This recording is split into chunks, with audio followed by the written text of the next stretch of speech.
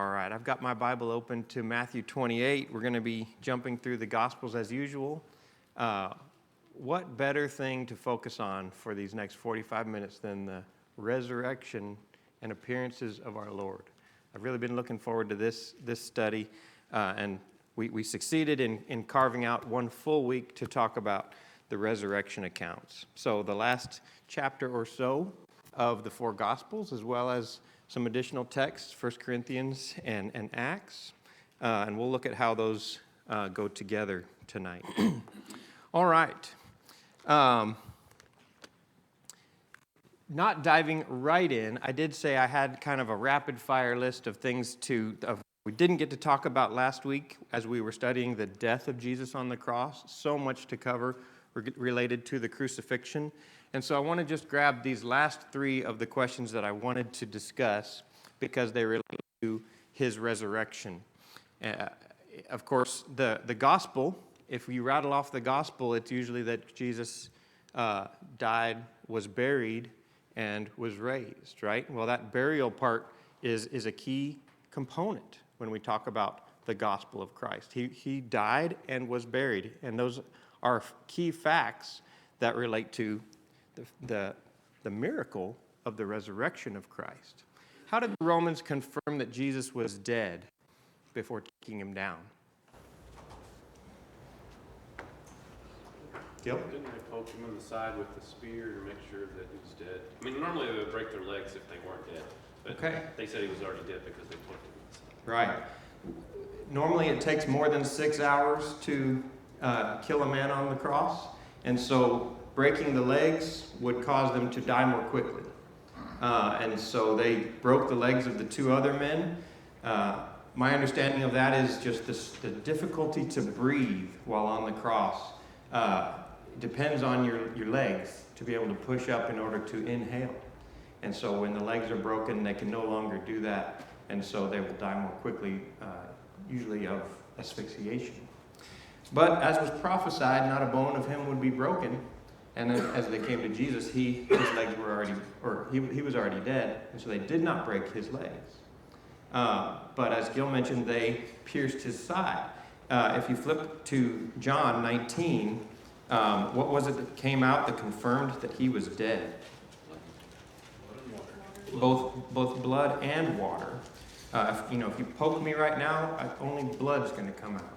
But the fact that there was blood and water, it suggests heart failure, right? As blood would fill the chest, or as water would fill the chest cavity.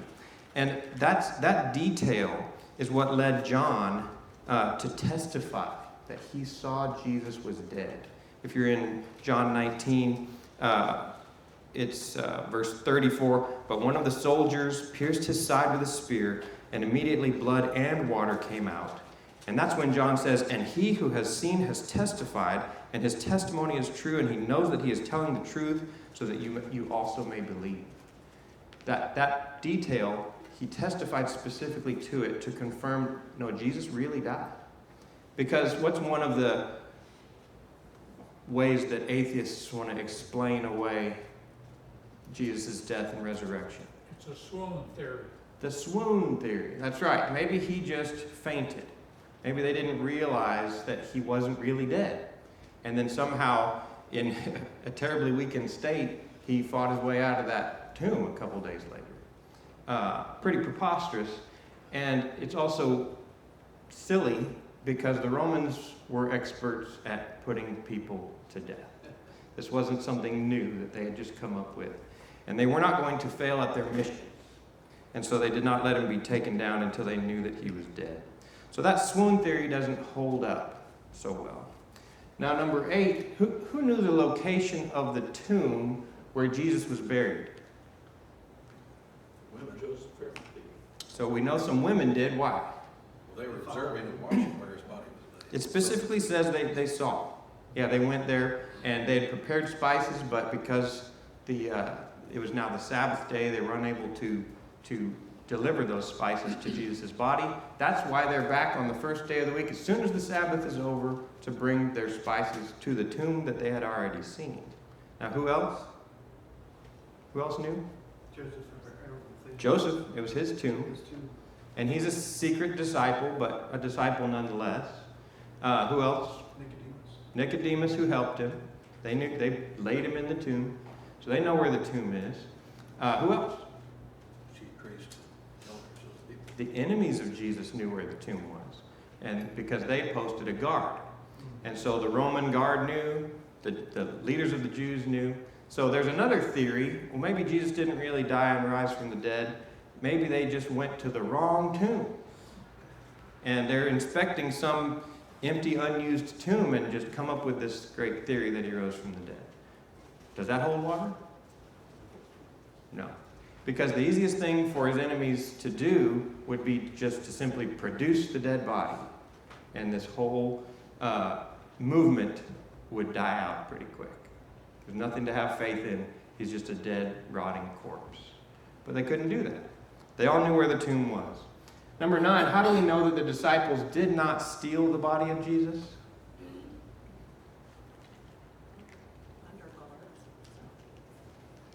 Okay, right. It was under guard. The chief priests worked against themselves, not believing that he could rise from the dead. They thought that the disciples might steal his body and create this falsehood.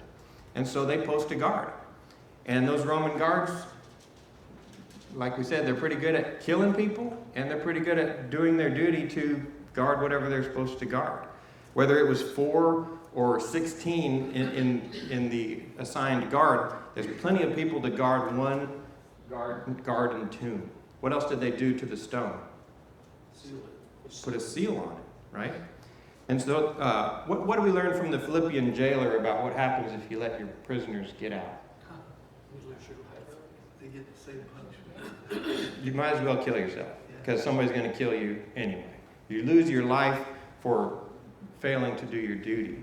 And so these guards, did they fall asleep that night?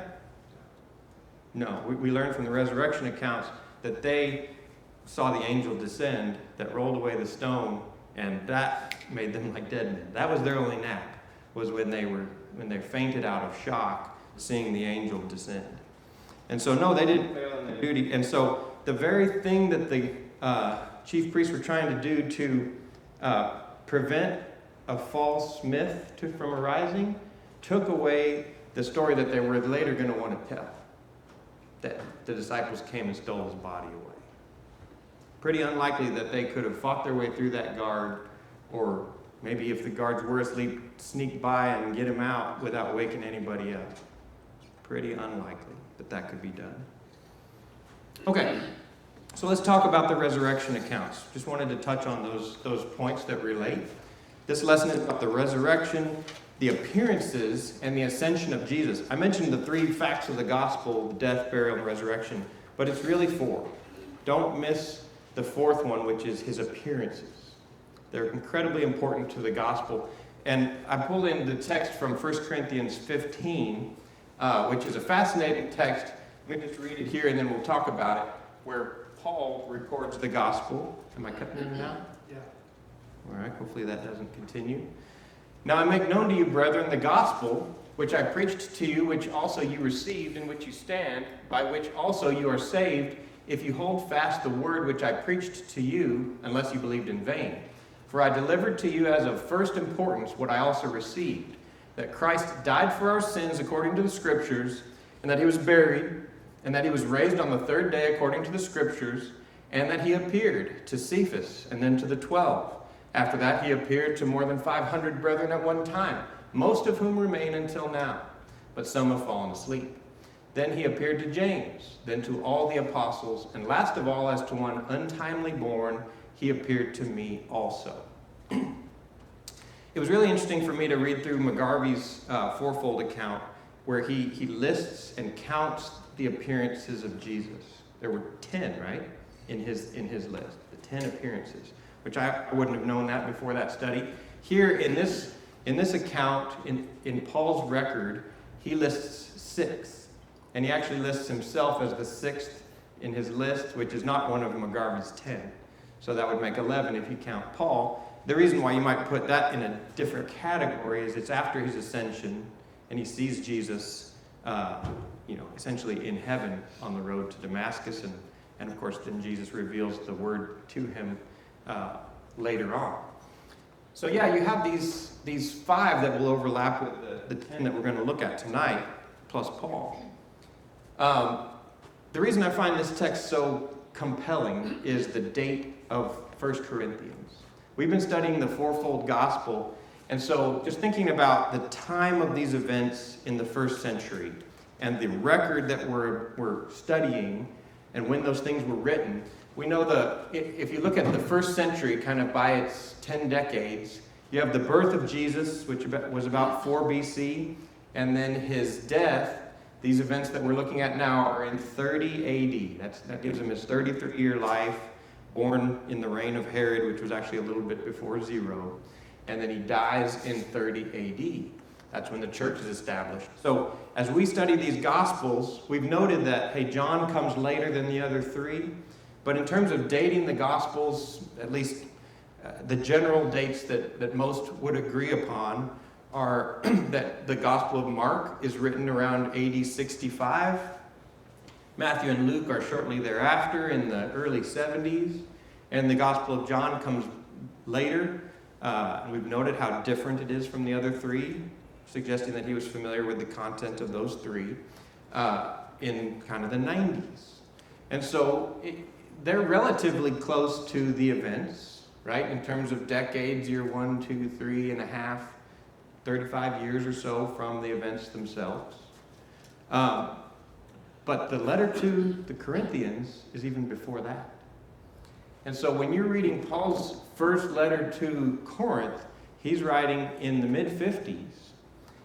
In fact, going back to the text that I read to you, he says, I delivered unto you that which I also received. And so he's recording again what he had told them when he was there, which is actually a little bit before that, more like 50 AD.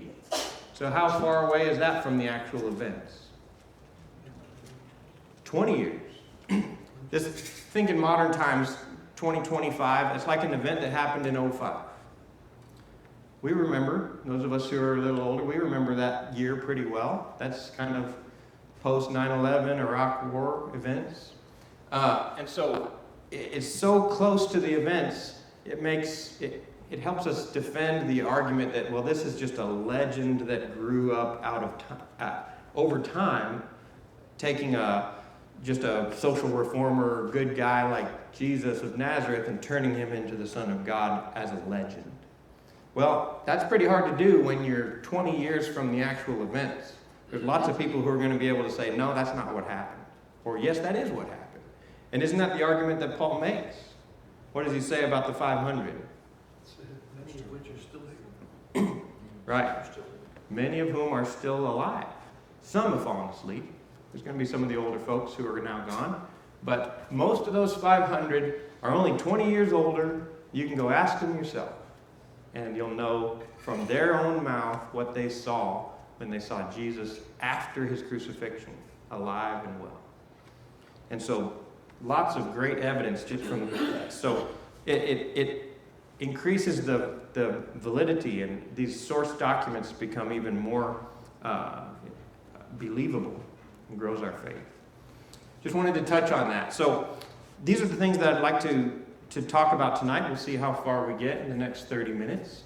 So wanted to start with kind of an overview of the 10 appearances that McGarvey lays out.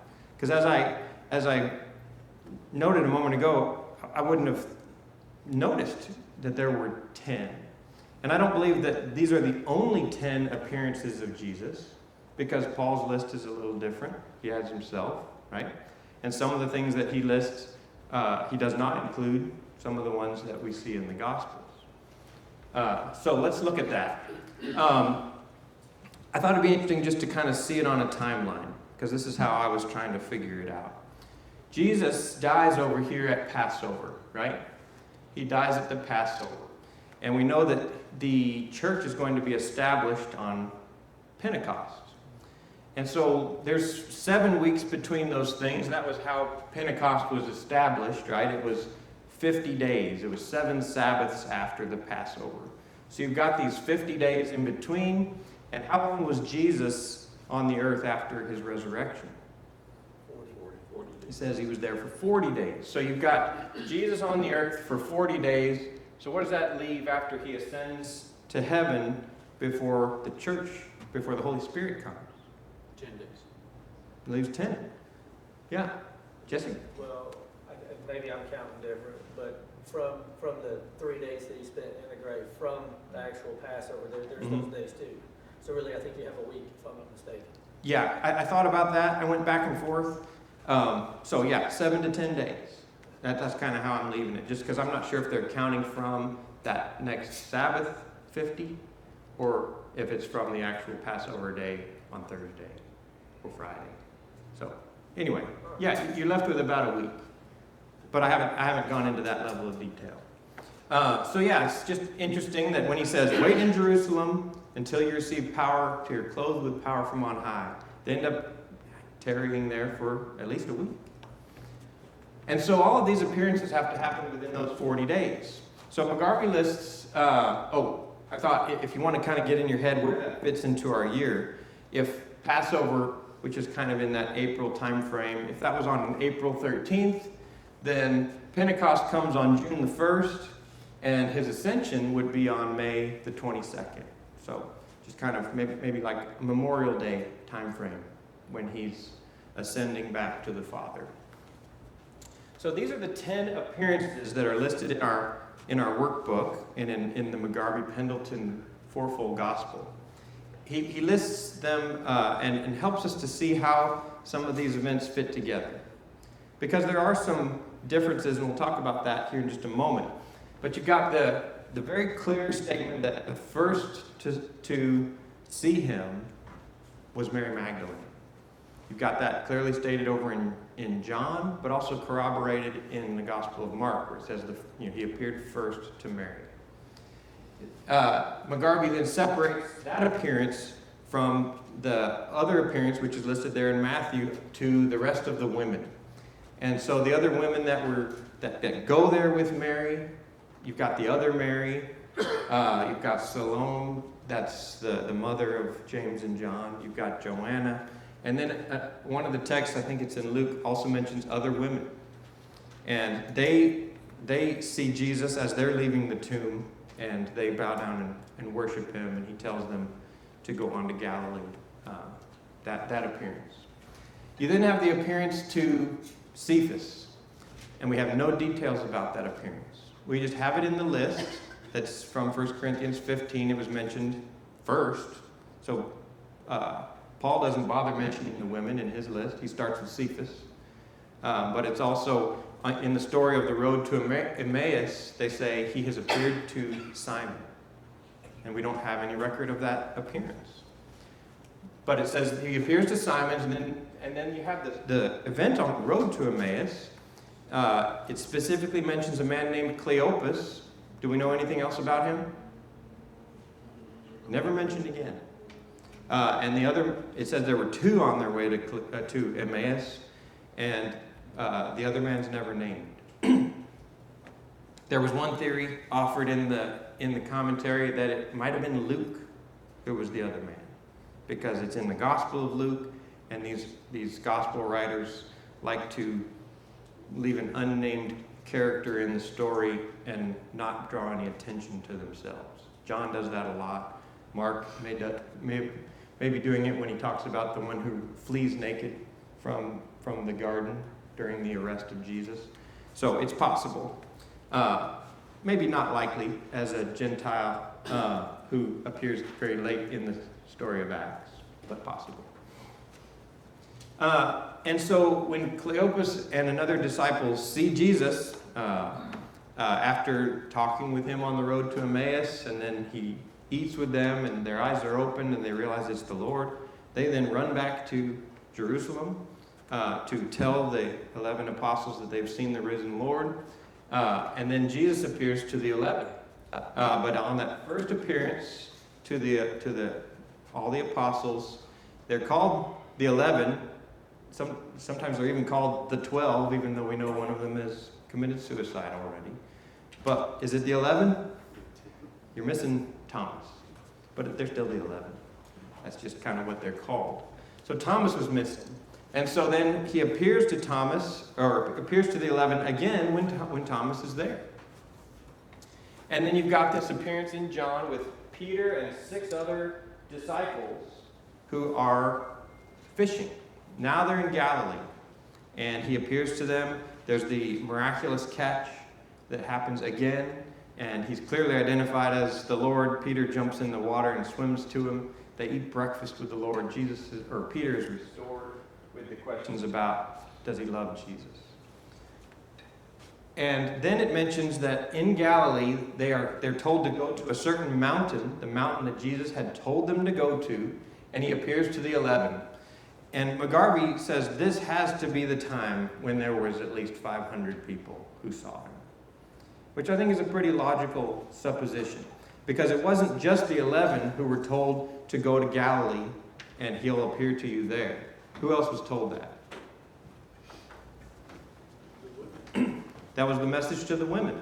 That was the message of the angels every time, right? Every time they're either seeing the angel on the stone, or when they're looking in the tomb and they see 2 men in white there, the message is to go to Galilee and to meet him there. And so that message must have gone out to all of the believers, and they're wanting to go see him. So there would have been a crowd there waiting, and that paid off. He appeared to such a large crowd of 500. It then mentions the appearance to James. And there again, it's in that list that we read in 1 Corinthians 15 that he appeared to James. And we infer that that's James, the Lord's brother. But we have no other details of that appearance either. The evidence we have for that, the corroborating evidence, is the change in James. Because before the cross, what do we know of the Lord's brothers? They weren't believing to the extent that he had to give his mother to the disciple John at the cross. He didn't trust his own brothers to take care of his mother. And so later, you see James as a pillar in the church. And they say, go to Jerusalem, tell James and the apostles about important things, because he was a significant leader there in the church, almost numbered with the apostles from then on. And then that last appearance to the 11 is on the Mount of Olives. So you're in Galilee up until the mountain on number 8, and then they're back in Jerusalem, and he ascends from Bethany, which was on that backside of the Mount of Olives, and he ascends back to the Father. So in terms of the timeline, interestingly enough, in terms of when these things were, that first list of 5 was all on the day that he was raised.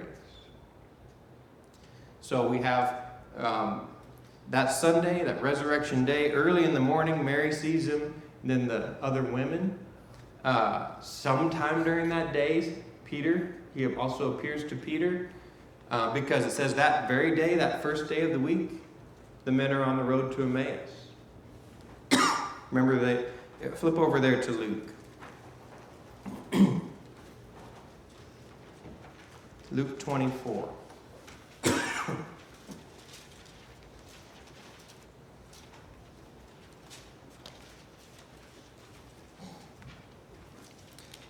He joins these 2 men who are traveling, and he asks them what they're talking about. They're incredulous that he doesn't know, because everyone knows what has happened to Jesus the Nazarene. And it says, verse 21, but we were hoping that it was he who was going to redeem Israel. Indeed, besides all this, it is the 3rd day since these things have happened. So there we have corroboration for that he rose on the 3rd day. And then verse 22, but also some women among us amazed us when they were at the tomb early in the morning and did not find his body. They came, saying that they had also seen a vision of angels, who said that he was alive. Some of those who were with us went to the tomb and found it just exactly as the women also had said, but him they did not see. Who's he referring to there in that part of the story?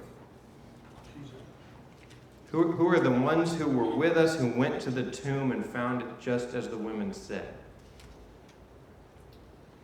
Peter and John. It's Peter and John.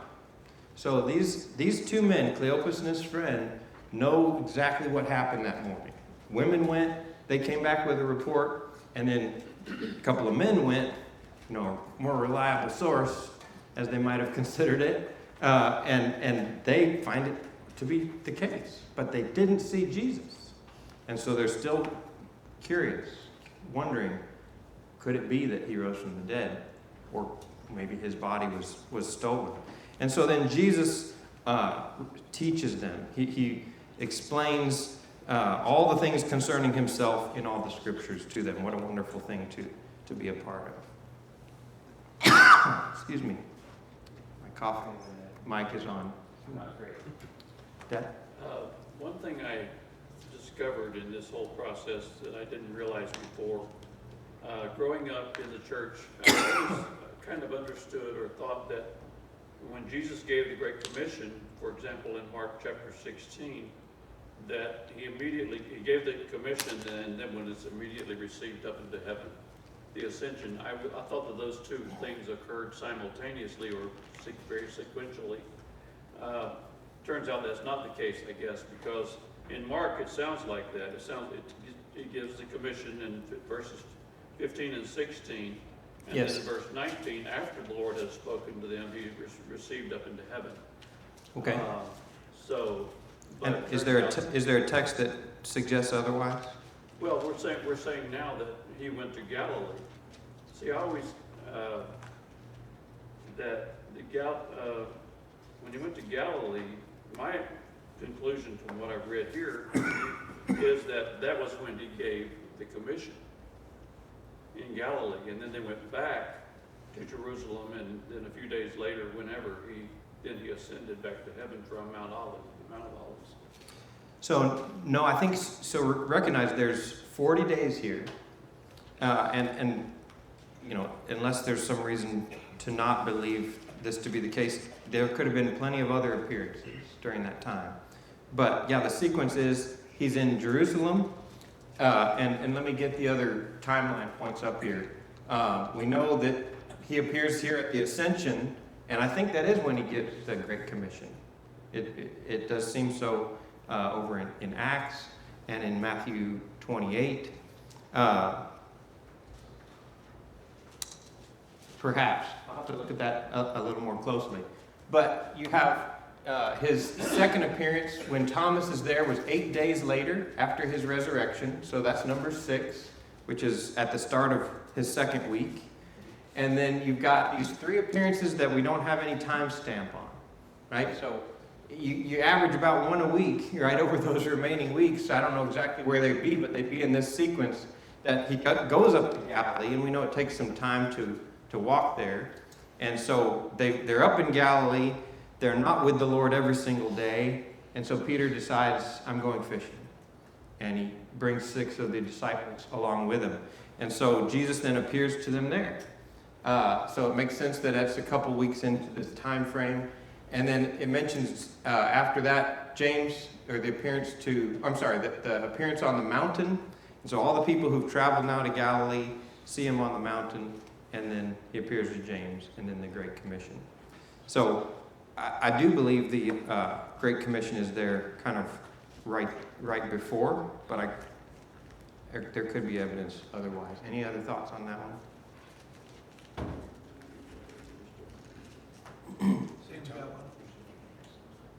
Yes, Sam. I guess this is an unrelated question as well.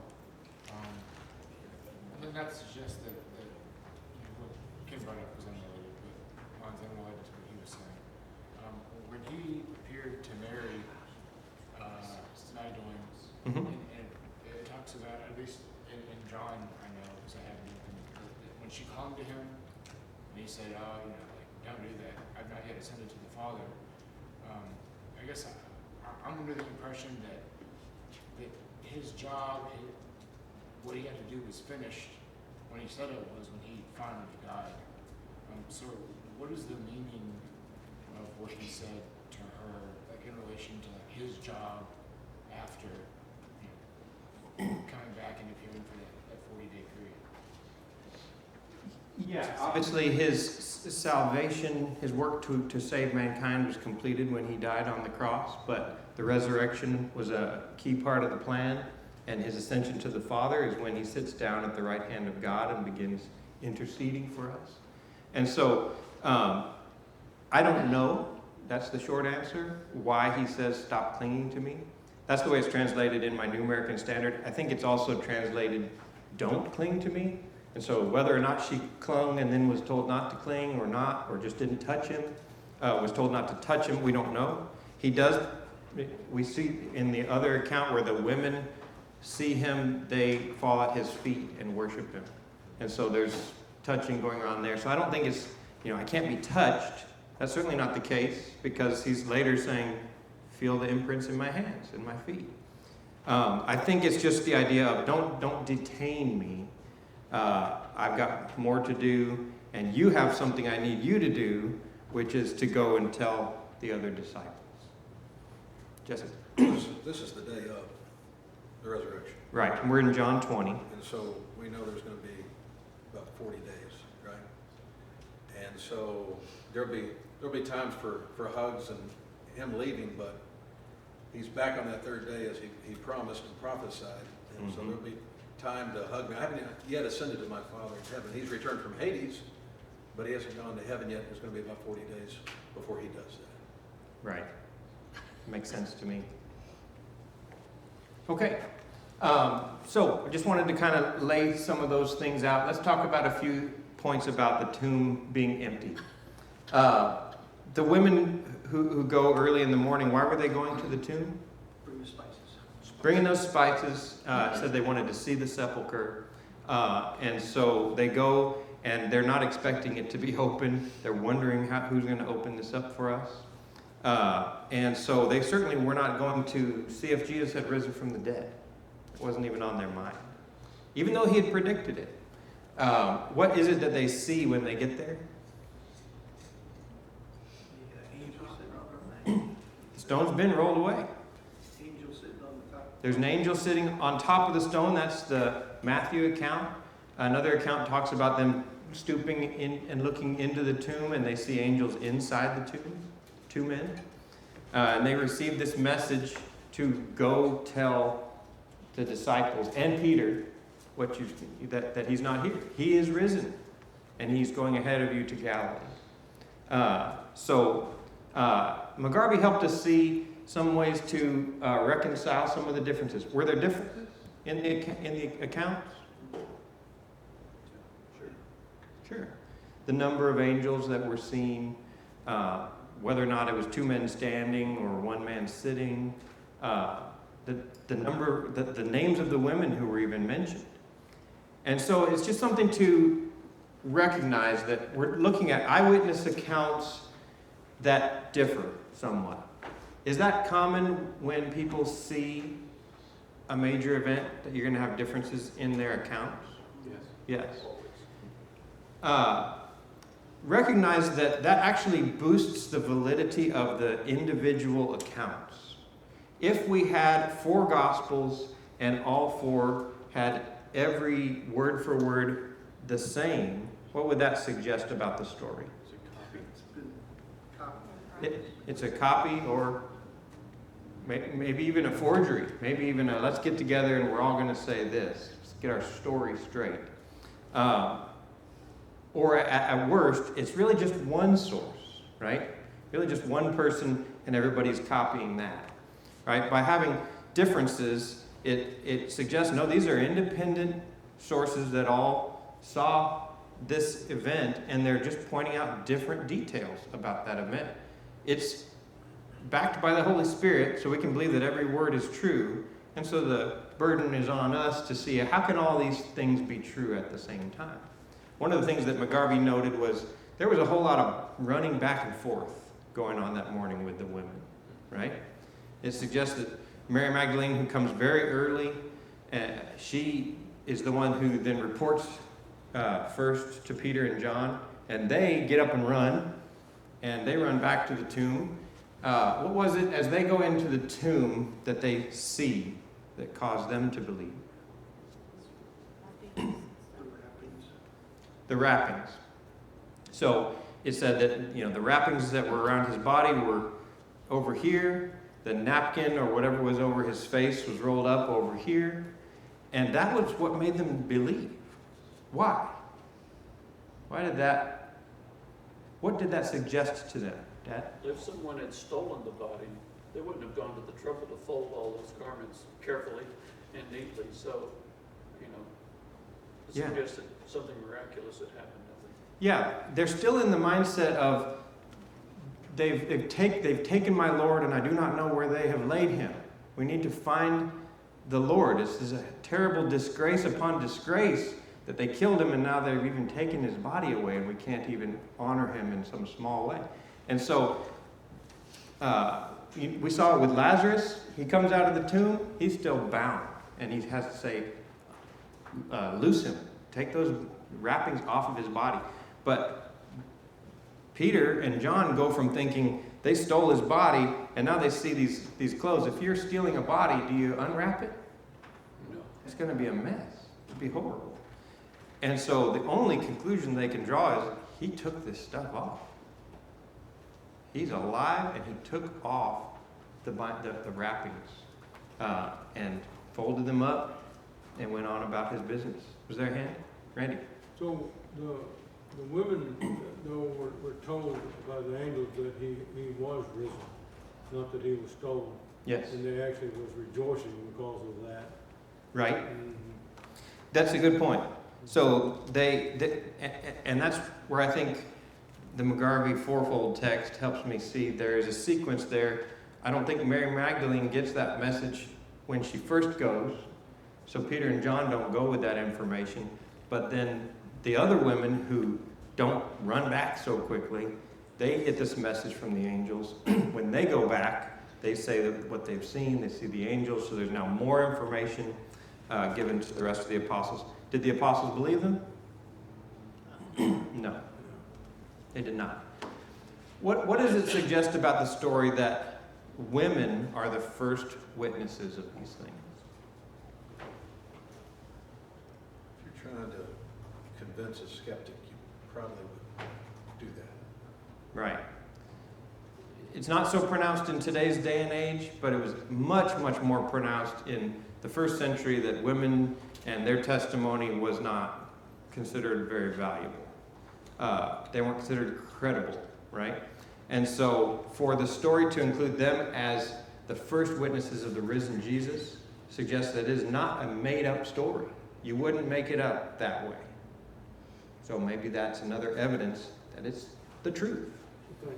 Okay. Yes, Randy? Of course, the other thing too to learn about the women is the extent in which they were involved in this whole thing. I mean, Right. they were going to anoint him with oils, and even at his crucifixion, they were there. So women have a prominent place Yes. in all of this. Absolutely. Their faith is strong. Their love for Jesus in being being there just at the crack of dawn to honor him in any way they could. It's a very prominent position. What about the enemies, their testimony? So back in Matthew, what did the guards who had fallen as dead men, what did they go and say? They reported what happened. They didn't really have much else they could do. They had to say an angel came down from heaven and we fainted and the tomb is open and he's gone. And so what are the rulers, the ones who had hired them, the Jewish rulers, come up with this story? You're to say that we fell asleep and the disciples stole his body away. What's the problem with that? Norm? Their follow-on to that was to convince them to say that was not only will we pay you, but we're also going to try to convince your boss not to kill you for failing your duty. Right. When Pilate finds out, the governor finds out, we'll take care of him. We'll let him know that it was actually us, not you. So we talked about how it's unlikely that you could even do that to get past this guard, even if they were asleep, to roll that stone away and take him away so stealthily that they don't wake up. But what kind of a testimony is it of what happened while I was asleep? It's not very valid, is it? Here's what happened while I was asleep. Nobody knows what happened. Also, the fact that the soldiers aren't dead suggests that that's not what happened. Because they would have been put to death for such a thing. All right. We talked a little bit about the recorded appearances, and we're just about out of time. Notice that he appears to individuals. We talked about Mary, Peter, which we don't have the details, Cleopas, and another disciple, James, and then Saul. All of those were appearances to individuals. He then appears to these groups. It was mentioned as many as 6 women were there that morning. In terms of times that he appears to the 11, of the 10, that was 4 of the 10 times. And it may have been more than the 11 in those instances. One of the places where you see that pretty clearly is right after the road to Emmaus. They run back to Jerusalem. It's that 7-mile trip. So they've seen the Lord, so they run back to tell the 11, and it's that evening that Jesus appears. So they're probably there with the 11. They're just not specifically mentioned. And so probably larger groups. The 7 fishermen back up in Galilee, the 500 we've talked about. What was the evidence of a bodily resurrection in these different accounts? He ate with them. The eating was always emphasized. That was what finally put their fears to rest. Their faith, when they saw Jesus, of course, it was great to see Jesus, but they didn't jump to the conclusion that he was risen from the dead because, there were some ghostly things about him, right? He came in while the door was shut. They were afraid of the Jews, so they had locked the door, and yet he comes right in. And so, okay, maybe they're seeing a spirit or a ghost. But he emphasizes, he eats. He says, do you have any food? And so he eats some fish. One version mentions some honeycomb. And he does it again at the sea. What else? How did he convince them? Thomas said, put your fingers in the open wound. Right. Yeah, Thomas is called Doubting Thomas because of that moment where he says, unless I put my hands in the wounds, in his hands and his feet, I will not believe. And yet, even though he throws down that gauntlet for God, Jesus submits to it and allows him to do that very thing. Was he the first one to do that? To touch Jesus' wounds? No, it was actually what Jesus offered that night, the very night of his resurrection when he appears, but it's just the 10 apostles without Thomas. He offers them to touch his hand so they can see that it's really him who had hung on the cross. Yeah, Luke 24. Luke 24, okay. Yep, so Jesus wanted them to know that he had risen from the dead. It was his body. Not to mention, the tomb was empty. There's no body in the tomb. And so that same body that hung on the cross was the body that God had raised from the dead. The firstborn from the dead, one that we can put our faith in, that we too will be raised in bodily form to see our Lord one day. Randy? One quick thing, when he rose, he sat at the throne. And to me, that shows the completion of all his work that he's done in his reign. Sat down at the right hand of God. All right, it's been a wonderful quarter, and I forgot to plug Jesse's class. I've got the announcements later, and I'll mention that later.